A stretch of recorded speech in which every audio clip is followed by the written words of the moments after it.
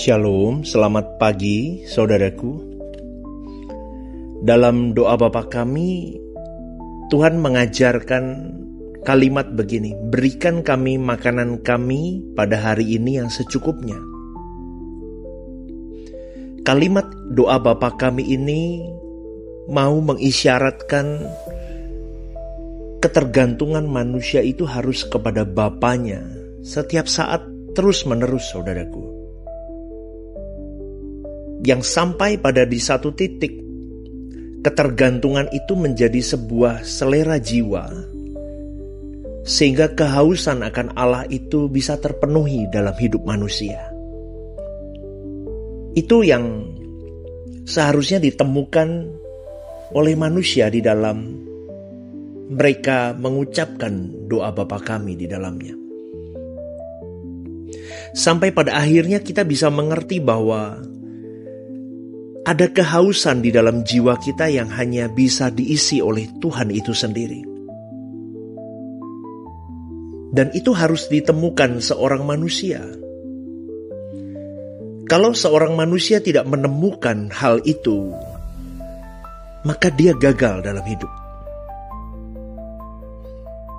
Jadi kalau mengandalkan Tuhan hanya karena tentang hal-hal dunia, itu belum haus saudaraku. Tapi kalau hausnya manusia itu karena ingin tidak pisah dari Tuhan, tidak bisa menjauh dari Dia, ingin terus duduk dekat kaki Tuhan, ingin melekat kepada Dia, sampai-sampai dia berkata, aku tidak bisa hidup jauh darimu Bapa. Itu baru haus yang sesungguhnya, lapar yang sesungguhnya. Karena kalau sudah sampai di pengalaman akan Tuhan sampai di level itu, maka seseorang tidak akan pernah lagi berada di dalam titik-titik memanfaatkan Tuhan untuk kepentingan atau ego dirinya. Dan itu jarang ditemui hari ini orang-orang yang mau sungguh-sungguh sampai kepada positioning itu, saudaraku. Dan itu bahaya sekali. Maka di dalam setiap kesempatan, saya selalu mengatakan bahwa gereja harus menjadi tempat di mana membawa banyak jiwa untuk benar-benar bergantung kepada Tuhan, utuh, penuh. Sehingga mereka memiliki jemaat, memiliki haus dan lapar akan Tuhan proporsional. Maka yang diberitakan harus benar-benar hal yang membawa jemaat semakin bergantung kepada Tuhan, bukan kepada pendeta atau kepada manusia. Jadi saudaraku yang dikasihi oleh Tuhan, karena keadaan hidup ini tidak selalu nyaman. Ini fakta hidup. Keadaan hidup di dunia ini begitu tragisnya. Dan manusia harus menghadapi ketragisan itu. Sebentar tertawa, sebentar bersuka cita, sebentar lagi akan menangis dan meratapi hidup. Tapi Tuhan izinkan itu semua. Dan memang manusia harus mengalami itu semua.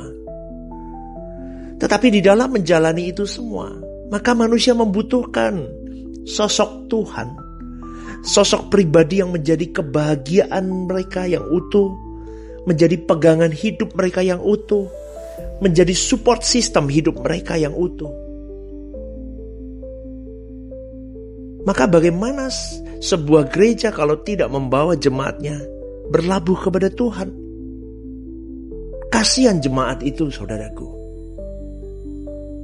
Mereka akan terombang-ambing dengan masalah hidup dan fenomena kehidupan di dunia ini.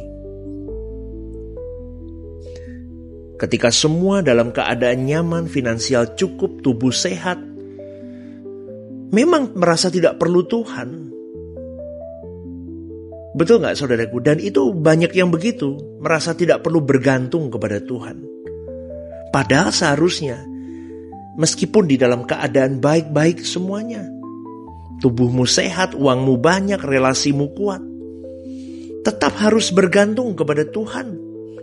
Tetap harus mengandalkan Tuhan. Kenapa? Saya mau ajak kepada siapapun yang mendengar pagi hari ini. Kalau engkau terus bergantung kepada Tuhan, kau memeluk Dia kuat erat, kau tidak mau melepaskan Dia sedetik aja pun, saudaraku. Dengar baik-baik. Anda tidak akan pernah dipermalukan oleh Tuhan. Karena Tuhan tidak akan pernah mempermalukan orang yang mengandalkan Dia. Saya sudah berpengalaman tentang hal ini, saudaraku. Saya buktikan sendiri dalam hidup saya. Tuhan itu hidup. Tuhan tetap pelihara walaupun di tengah kelam kabut hidup. Asalkan kau dan saya tetap mencari Tuhan, tetap memeluk Tuhan, tetap pegang kuat tangan Tuhan. Kau dan saya pasti akan dibedakan. Karena Elohim Yahweh Allah Israel itu tidak pernah berubah. Dulu, sekarang, sampai selama-lamanya. Tidak pernah berubah. Ingat saudaraku, jangan kita berurusan tentang kekekalan hanya pada waktu Anda mau mati. Atau Anda sudah tua. Karena tidak akan pernah bisa. Karena itu harus dirajut jauh-jauh hari. Tidak bisa mendadak cinta Tuhan. Tidak bisa mendadak haus dan lapar akan Dia. Tapi dari muda, dari ada kesempatan, paksakan dirimu dan diriku kecanduan akan Dia.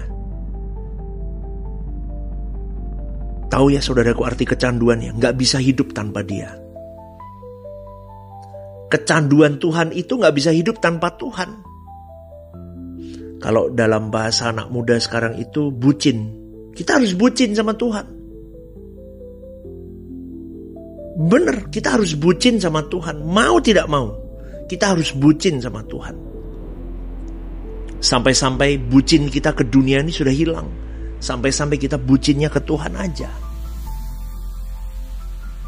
Maka firman Tuhan pernah berkata, ikatlah persahabatan dengan mempergunakan mamon.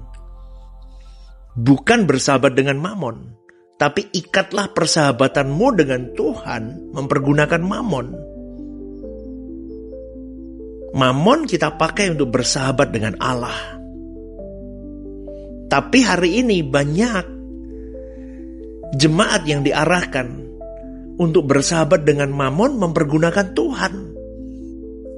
Akhirnya jemaat bucinnya ke mamon, bukan bucin ke Tuhan, saudaraku. Maka pada pagi hari ini saya mau mengingatkan kita butuh Tuhan. Kita butuh pribadi Tuhan. Jadi andalkan Tuhan. Andalkan Tuhan sampai engkau kecanduan dan tidak bisa lepas dari Dia. Bagaimana caranya? Minta pimpinan Roh Kudus. Jauhkan dirimu dari hal-hal yang tidak bisa membuat dirimu bucin sama Tuhan. Buat dirimu sampai tidak bisa tidak. Segala hal dikerahkan untuk engkau bisa sampai di titik bucin ke Tuhan. Pada pagi hari ini saudaraku, ingat segala keadaan hidupmu hari ini, baik kau pandang baik atau kau pandang tidak baik, semuanya itu Tuhan mau menyempurnakan dirimu menjadi mempelainya. Jadi mestinya tidak ada yang kita anggap berharga selain Tuhan. Lakukan saja bagianmu yang terbaik. Kalau kau sudah lakukan bagianmu yang terbaik, serahin ke Tuhan. Apapun hasilnya. Jangan rusak hidupmu. Aturan apapun hasilnya. Itu menjadi hal yang membawa dirimu semakin menjadi mempelai yang utuh untuk Dia. Jadi jangan depresi. Jangan stres. Jangan rusak hidupmu gara-gara hasil yang tidak sesuai dengan yang kau mau. Maka kau harus pasung dirimu kepada apa yang Dia mau. Sehingga ketika hasil itu sesuai dengan apa yang Dia mau, tidak sesuai dengan apa yang kau mau, kau tidak stres. Maka untuk hal itu semua, hidup penghidupan kita di dunia ini, yang tragis ini, kau dan saya kuncinya satu, bucin sama Tuhan. Kalau kita bucin sama Tuhan, semuanya baik-baik saja. Amin, saudaraku. Karena kita mau menyenangin Tuhan saja. Karena fokus kita Tuhan saja. Fokus kita senyumannya Tuhan. Fokus kita apa yang menjadi kesukaan Tuhan. Dan kita mau menyenangkan Dia saja. Orang bucin kan begitu kan, saudaraku. Mau nyenengin apa yang dia suka kan. Yang pasangannya suka apa, kita senengin aja. Maka bucinlah dengan Tuhan. Dimulai hari ini sampai akhir hidupmu. Amin, saudaraku. Hargai Dia, jadikan Dia yang paling berharga dalam hidup, maka kita akan menjadi paling berharga di mata Tuhan juga. Selamat pagi, selamat merenungkan. Jangan lupa bucin buat Tuhan. Tuhan memberkati.